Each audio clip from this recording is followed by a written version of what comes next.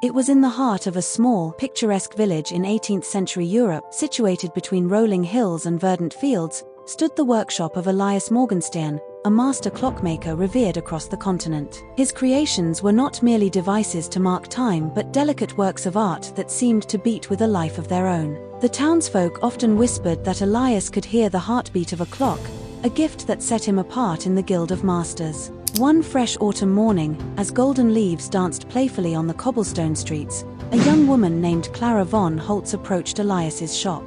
Her attire was modest, concealing her noble origins, for she came from a family once distinguished and now disgraced, fallen from grace due to her father's ill-fated ventures.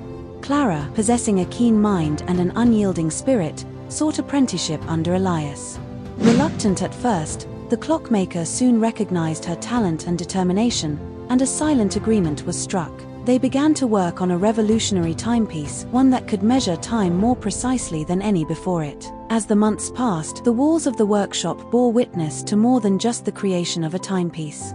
Amidst the gentle ticking of clocks and the gentle glow of candlelight, a forbidden affection bloomed between the master and his apprentice. Their conversations, once centered around gears and springs, now often veered into shared dreams and whispered confessions. However, as the day of the unveiling of their revolutionary clock approached, so did the risk of Clara's true heritage being exposed. The village was abuzz with expectation, attracting the attention of notables from distant cities, some of whom knew the Von Holtz family and their fall from grace. One evening, as they applied the final touches to their masterpiece, Clara confessed her fears to Elias. "What if my past comes to light? It could ruin not only me but also taint your reputation," she said, her voice laced with worry. Elias looked into her eyes, his hand steady despite the turmoil within. "My heart, much like our clocks, values precision. It has chosen whom to beat for, and that is you, Clara. We face this together, whatever may come." The day of the unveiling dawned clear and bright. The main square was thronged with spectators and dignitaries, the air thick with excitement and the murmur of curious crowds. The clock was unveiled, standing tall and majestic, its hands moving with a smoothness that captivated all who watched. As the applause thundered through the square, a hushed conversation began at the edge of the crowd. A distinguished gentleman, recognizing Clara, murmured in disbelief, "Is that not the Von Holtz girl? What is she doing here, and in the company of Elias Morgenstern?"